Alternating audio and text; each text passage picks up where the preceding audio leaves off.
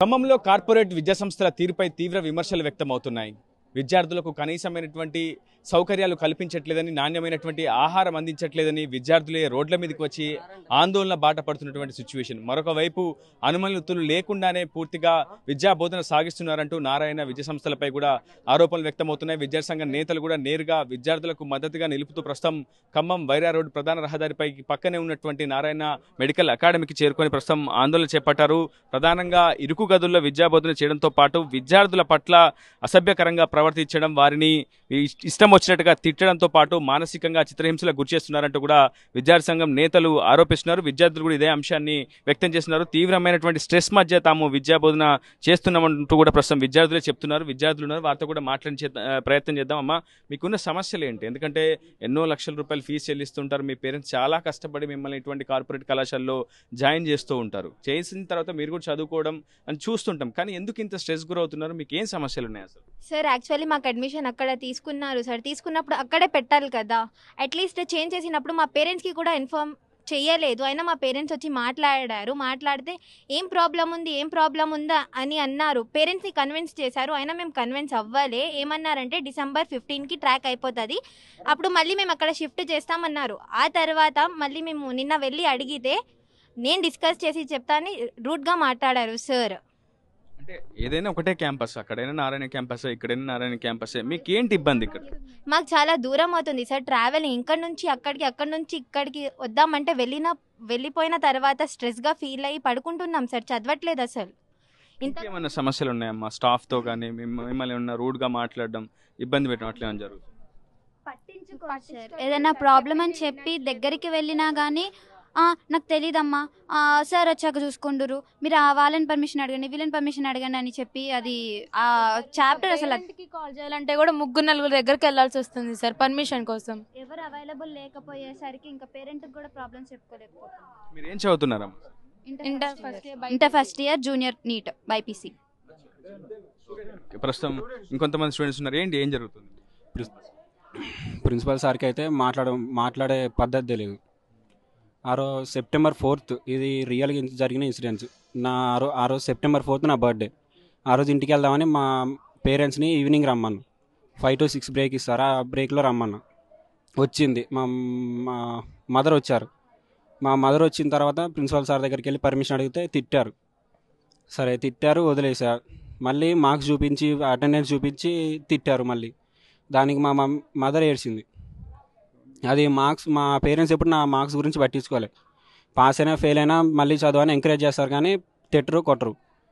కానీ చేసింది ఏంటంటే ప్రిన్సిపాల్ సార్ గట్టిగా అరిసేసరికి, మాట్లాడేసరికి మా మమ్మీ ఏడ్చింది. ఇంకా నా గురించి, నా స్టడీ గురించి నేను మర్చిపోయి ప్రిన్సిపల్ సార్ మీదకి వెళ్ళా. మాట్లాడే విధం రాదు, ఏం రాదు, ఎవరు ఇచ్చింది ప్రిన్సిపల్ పోస్ట్ అని నేను అరిసా. సార్ అప్పుడు మీటింగ్లో ఉన్నారు.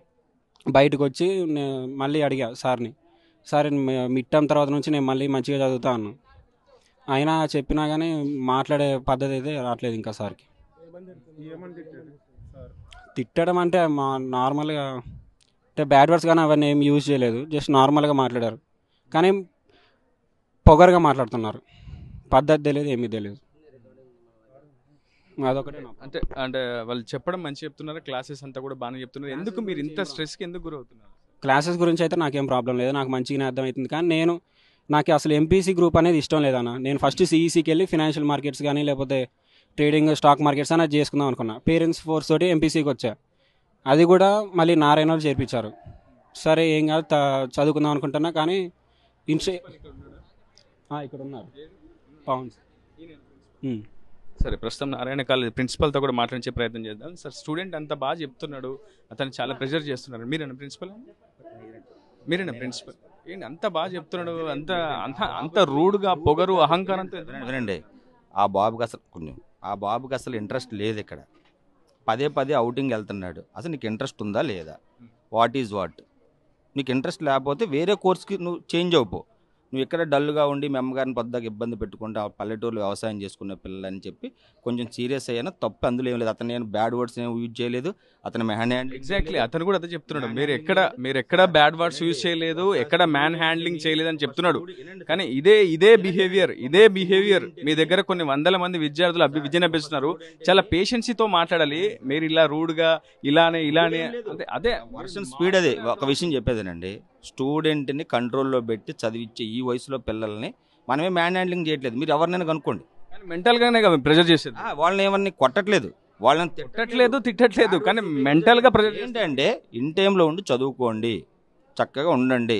మీ పేరెంట్స్ ఎంతో కష్టపడి ఫీజులు కడుతున్నారు కాబట్టి ఆ విషయం మేము గద్దిచ్చి ఉండొచ్చు. అంతకు మించి మేము వాళ్ళ మీద ఏదో మాకేం వ్యక్తిగత కక్షలు ఏమి ఉండవు. మీరు కావాలని పిల్లల్ని కనుక్కోండి. అతను కూడా అదే చెప్పాడు కదా. ఇప్పుడు అంతమంది విద్యార్థులు చెప్తా ఉన్నారు, వేరే క్యాంపస్ నుంచి మమ్మల్ని ఇక్కడ తీసుకొచ్చి ఇక్కడ బంధిస్తున్నట్లుగా మేము ఫీల్ అవుతున్నాము, చాలా దూరం మేము జర్నీ చేయాల్సి వస్తుంది. యాక్చువల్గా మా క్యాంపస్ అక్కడైతే ఇక్కడికి ఎందుకు తీసుకొస్తున్నారు, త్వరలో పంపిస్తామని చెప్తున్నారు కానీ ఇంతవరకు పంపట్లేదని వాళ్ళు చెప్తున్నారు.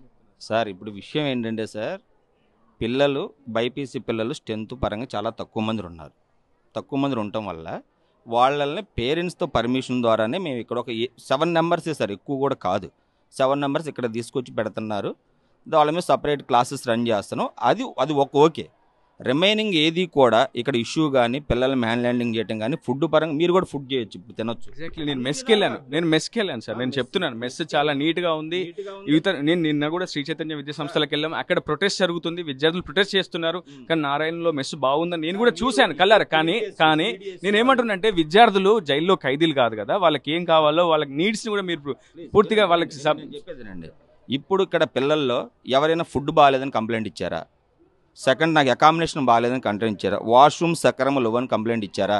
ఇంకోటి ఏమైనా కంప్లైంట్ ఇచ్చారా? ఆ కంప్లైంట్స్ ఏం రాలేదు, కానీ ప్రిన్సిపల్ బిహేవియర్ సక్రమంగా లేదు అని కంప్లైంట్ వస్తుంది. అదే ఎందుకు సార్, నెంబర్ ఆఫ్ పేరెంట్స్ వస్తున్నప్పుడు ఒకనొకసారి పిల్లలు పదే అవుటింగ్ వెళ్తుంటే ఎక్కువ అటెండెన్స్ ఆబ్సెంట్ అవుతుంటే, ఎందుకు ఆబ్సెంట్ అవుతున్నావు నాన్న, ఇక్కడ దాకా వచ్చినోడివి ఇబ్బంది ఉందనేది ఎవరు ఏ ప్రిన్సిపల్ ఉన్నా మీరు నా ప్లేస్లో ఉన్నా మీరు కొత్త మందలిస్తారు.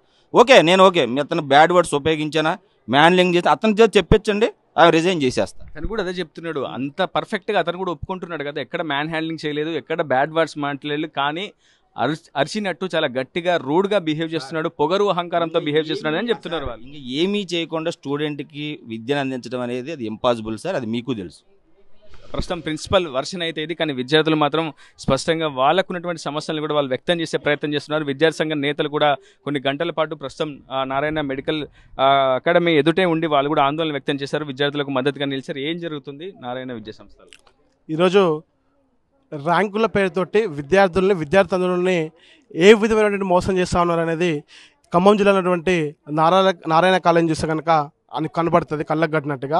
విద్యార్థుల్ని ర్యాంకుల పేరుతోటి ఒక ఇన్స్టిట్యూషన్లో అడ్మిషన్ తీసుకొని పర్మిషన్ లేని క్యాంపస్ దగ్గర తీసుకొచ్చి చాలా దూరంలో ఉన్నటువంటి క్యాంపస్ దగ్గరికి మేము రాము అని చెప్పేసి అంటే అవసరం మీకు టీసీలు ఇచ్చేస్తామని చెప్పేసి అని మిడిల్ ఆఫ్ ఇయర్ ఇంకా 2 నెలల ఎగ్జామ్స్ నడుస్తూ ఉంటే అటువంటి వారి తల్లిదండ్రులను పిలిపించి భయభ్రాంతులకు గురి చేసే పరిస్థితి నేడు ఖమ్మం జిల్లాలో కనబడతా ఉంది. ఈ విషయంపై డిఐఓ రవిబాబు కావచ్చు, అక్కడ జిల్లా అధికారులు కావచ్చు అనేక సందర్భాలు తెలియజేస్తాము. అయినప్పటికీ వీరు ఎందుకు స్పందించలేదు, ఇదేందని చెప్పేసి అడగడానికి వచ్చినటువంటి పీడిఎస్ విద్యాసంఘ నాయకుల మీద ఇక్కడ ఉన్నటువంటి సిబ్బంది అవుతున్నారో వాళ్ళు దాడులు చేయడానికి కూడా సిద్ధమవుతున్న సిచ్యువేషన్ ఏదైతే ఉందో అది కరెక్ట్గా పద్ధతి కాదు. మేము అడుగుతా ఉన్నాము, విద్యార్థులకు పాఠాలు బోధించేటువంటి ఉపాధ్యాయులు ఎవరైతున్నారో వారు అసభ్యకరమైనటువంటి మాటలు కానీ వాళ్ళ మీద అగ్రెసివ్ కావడం కానీ, మీకు లక్షల రూపాయల ఫీజులు చెల్లించేది వాళ్ళ మీద దాడి చేయడానికా? ఒకసారి అంటా ఉన్నారు విద్యా హక్కు చట్టంలో ఇంతమంది విద్యార్థులకి మేము విద్య బోధించాలని ఖచ్చితంగా కొట్టాలని చెప్పేసి అంటున్నారు. అసలు విద్యా హక్కు చట్టంలో ఎక్కడా కూడా విద్యార్థులకు బోధించే సందర్భంలో ఎక్కడా కూడా కొట్టే హక్కు ప్రొఫెసర్ టీచర్లకు కాదు, కన్నటువంటి తల్లిదండ్రులకు కూడా లేదు. అది సార్ తెలుసో తెలియదో అనేది నాకు కూడా అర్థం కావడం లేదు. మరి ఆ సార్ ఒక లెక్చరర్గా ఉన్నటువంటి సారు ఆ విధమైన మాటలు మాట్లాడుతూ ఉన్నారంటే దాన్ని మేమేం భావించాలి? మా ముందే అంటా ఉన్నారు విద్యార్థులు ఒక మాట కొడతాము ఒక మాట తిడతాము అంటే తిట్టడానికి విద్యా హక్కులోనే లేదు కదా, విద్యా హక్కు చట్టమే చెప్పట్లేదు కదా. మీరు ఎట్లా చెప్తారు? మీకు ఎవరు ఇచ్చారు హక్కు? కొట్టే హక్కు ఎవరు ఇచ్చారు? తల్లిదండ్రులు ఇచ్చారా? తల్లిదండ్రులకు కూడా కొట్టే హక్కు లేదు. ఇండియన్ కాన్స్టిట్యూషన్ చెప్తా ఉంది విద్యా హక్కు చట్ట ప్రకారము ఎవరు కూడా విద్యార్థుల మీద దాడి చేసే పరిస్థితి కూడా ఎక్కడ కూడా లేదు. కానీ ఇక్కడ భయగ్రతంగా ఈరోజు మీరు కనుక చూస్తే గతంలో ఇప్పుడు ఆర్టీవీ ఛానల్ ద్వారా ఆయన మాట్లాడి ఇక్కడ ఉన్నటువంటి స్టాఫర్ గారు అడుగుతున్న సందర్భంలో ఆయన ఎంత అగ్రెసివ్ అవుతున్నారో మీకు తెలుసు. మన ముందు ఆ రకంగా అగ్రెసివ్ అవుతుందంటే మనం లేనప్పుడు విద్యార్థుల మీద ఎటువంటి దాడి జరుగుతుంది అనేది కూడా మీరు ఒకసారి గమనించాలి. అది ఏదైతే ఉందో అది తప్పు. మేము తక్షణమే దీన్ని ఖండిస్తూ ఉన్నాము. తక్షణమే నారాయణ విద్యా సంస్థను రద్దు చేయాలని చెప్పేసి కూడా పీడిఎస్ డిమాండ్గా మేము చేస్తూ ఉన్నాము. మొత్తంగా కార్పొరేట్ విద్యా సంస్థల తీరుపై అటు విద్యా సంఘాలు కూడా ఆగ్రహం వ్యక్తం చేస్తున్నాయి. అటు రాష్ట్ర వ్యాప్తంగా కూడా అనేక విద్యా సంస్థల్లో ఇదే పరిస్థితి నెలకొందనేది ప్రధానంగా విద్యార్థి సంఘం నేతలు కూడా అభిప్రాయపడుతున్నారు. మీరు గతంలో డిఐఈఓని కలిశారు, అటు విద్యాశాఖ ఉన్నతాధికారుల దృష్టికి కూడా ఈ సమస్యను తీసుకెళ్లారు, కానీ పరిష్కారం దొరకలేదు. ఎందుకు? కారణం ఏమై ఉంటుంది? అయితే ఏదైతే విషయం మీద పీడిఎస్ ఇవాళ వచ్చిందో విద్యార్థుల పట్ల అసభ్యకరంగా ప్రవర్తించడం కానీ మాట్లాడడం కానీ, ఏదైతే పేరెంట్స్ వచ్చి కూడా మాట్లాడినప్పటికీ ఏదైతే లెక్చరర్స్ ఉన్నారో వాళ్ళ మీద చర్యలు తీసుకోకుండా మళ్ళీ అదే లెక్చరర్ని పెట్టి పేరెంట్స్ కూడా మాకు కాల్ చేసి ఆడియో రికార్డ్స్ కూడా ఉన్నాయి, మా దగ్గర ఫోటో ఎవిడెన్సెస్ కూడా ఉన్నాయి. ఇప్పుడు ఏదైతే విద్యార్థులు ఎవరైతే బాయ్స్ ఉన్నారో వాళ్ళని రానివ్వకుండా విద్యా మేనేజ్మెంట్ నారాయణ మేనేజ్మెంట్ మొత్తం వాళ్ళని పట్టిస్తుంది. కాలేజీలో తాళాలు వేసేసి రానివ్వకుండా చేస్తున్నారు. లేకుంటే బాయ్స్ కూడా వచ్చేసి వాళ్ళ సమస్యలను చెప్తారు. 100% నారాయణ కాలేజీలో సమస్యలు ఉన్నాయి. వెంటనే ఏదైతే లైసెన్స్ ఉన్నదో, ఎడ్యుకేషన్ లైసెన్స్ ఉన్నదో అది వెంటనే రద్దు చేయాలని విద్యార్థి సంఘాల పట్ల నేను కోరుకుంటున్నా. పేరు లక్ష్మణ్, పీడిఎస్ విద్యార్థి సంఘం ఖమ్మం జిల్లా అధ్యక్షుడిని. ఈరోజు ఖమ్మం జిల్లాలో నారాయణ విద్యా సంస్థల్లో విద్యార్థుల పట్ల యాజమాన్యాలు నోటికొచ్చిన పదజాలాన్ని వాడుతున్నారు. వాళ్ళ పట్ల అసభ్యకరమైన వ్యాఖ్యలు చేస్తూ ఉన్నారు. ఈరోజు నారాయణ అంటే చాలామంది వాళ్ళు ఏం చెప్తున్నారంటే, నారాయణ అంటే విద్యకు 1 ర్యాంకులకు మాదే ముందుంటుందని చెప్పి ఈరోజు నారాయణలో ఖమ్మం జిల్లాలో ఉన్న నారాయణ విద్యా సంస్థలో మాత్రం విద్యార్థులను ఇష్టం వచ్చినట్టు తిడుతున్న పరిస్థితి ఈరోజు కనిపిస్తూ ఉంది. ఇక్కడున్న నారాయణ ఖమ్మం జిల్లాలో ఉన్న నారాయణ వెలుగుమట్ల క్యాంపస్ ఏదైతే ఉందో ఈ క్యాంపస్కి పూర్తిగా పర్మిషన్ లేదు. పర్మిషన్ ఉన్న క్యాంపస్ ఎక్కడో ఉంటే సుమారుగా 6 నుంచి 7 కిలోమీటర్ల దూరంలో ఉన్న విద్యార్థులను ఇక్కడ తీసుకొచ్చి చదివిస్తూ ఉన్నారు. చదివిస్తున్నా కూడా అనేక సందర్భాలలో మేము అధికారుల దృష్టికి తీసుకుపోయినాం, డిఐఓ దృష్టికి తీసుకుపోయినా కూడా అధికారులు కూడా ఏమాత్రం పట్టించుకొని పరిస్థితి ఈరోజు కనిపిస్తూ ఉంది. ఇక్కడే చాలా రకాల సమస్యలు ఉన్నాయి. ఈ సమస్యలు కూడా లేవనైతే చూపే విద్యార్థి సంఘ నాయకుల మీద కూడా వాళ్ళు ఇష్టం వచ్చినట్టు పేరెంట్స్ని రెచ్చగొట్టి మరి మా మీదకి పంపిస్తూ ఉన్నారు. ఈరోజు మేము అడగదలుచుకున్నాం, విద్యార్థులను కానీ పిల్లల్ని కానీ పేరెంట్స్ని కానీ అడగదలుచుకున్నాం. ఇగో ఈ లెటరు ఇప్పుడే మేము వచ్చి ధర్నా చేస్తున్న సందర్భంలో ఒక స్టూడెంట్ పైనుంచి రాసి కిందికి పంపించారు. మీరు మా పేరు చెప్పకండి, మా ఫుడ్ బాగోలేదు, మా అకామిడేషన్ బాగోలేదు, మేము లక్షల రూపాయల ఫీజులు కడుతున్నాం, మమ్మల్ని ఏమనంటే టార్గెట్ చేస్తారు అని మమ్మల్ని తిడుతున్నారు, మా పేరెంట్స్ ముందు మంచిగా మాట్లాడుతున్నారు అని కూడా రాశారు. ఈరోజు వాళ్ళు ఎవిడెన్స్ అడుగుతున్నారు నారాయణ వాళ్ళు. ఇది చూపిస్తున్నాం మేము.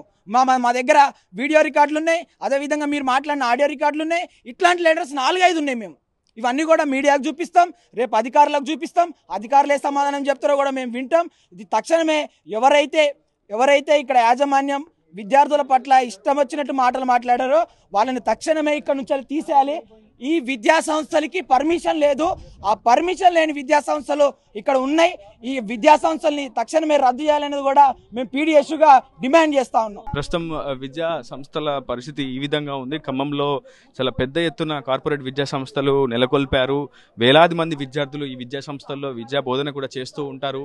సో విద్యా బోధన చేసినటువంటి ఆ లెక్చరర్స్ కూడా తమ పట్ల కర్కశంగా వ్యవహరిస్తున్నారని ప్రధానంగా విద్యార్థులు కూడా ఆరోపిస్తున్నారు. తమను తీవ్రమైనటువంటి మానసిక ఇబ్బందులకు గురి చేస్తున్నారని చెప్పి కూడా విద్యార్థులు కూడా ఆర్టీవీతో కూడా స్పష్టంగా చెప్తున్నారు. విద్యార్థి సంఘం నేతలు మాత్రం ఈ సమస్యలపై విద్యాశాఖ ఉన్నతాధికారుల దృష్టికి తీసుకువెళ్ళినప్పటికీ విద్యాశాఖ ఉన్నతాధికారులు కూడా సమస్యను పరిష్కరించకుండా పూర్తిగా కాలయాపన చేస్తూ నెట్టుకొచ్చే ప్రయత్నం చేస్తున్నారని చెప్పి ప్రస్తుతం విద్యార్థి సంఘ నేతలు కూడా ఆరోపిస్తున్నారు. ప్రస్తుతం కళాశాల మేనేజ్మెంట్ పైన ఉన్నటువంటి విద్యార్థులందరినీ కూడా తరగతి గదుల్లోనే నిర్బంధించి అటు మీడియాకు వారి సమస్యలు కూడా చెప్పకుండా పూర్తి స్థాయిలో వారిని నిర్బంధించి జైల్లో ఖైదీల్లాగా వాళ్ళతో వ్యవహరిస్తున్నట్లు కూడా నారాయణ కళాశాల యాజమాన్యంపై కావచ్చు, ప్రస్తుతం ఉన్నటువంటి ఆ ఇన్స్టిట్యూట్ల యాజమాన్యాలపై తీవ్రమైనటువంటి ఆరోపణలు వ్యక్తమవుతున్నాయి. ఇది అసలైన తొలి వెలుగు. ఫాలో వాట్సాప్ @తొలి వెలుగు official.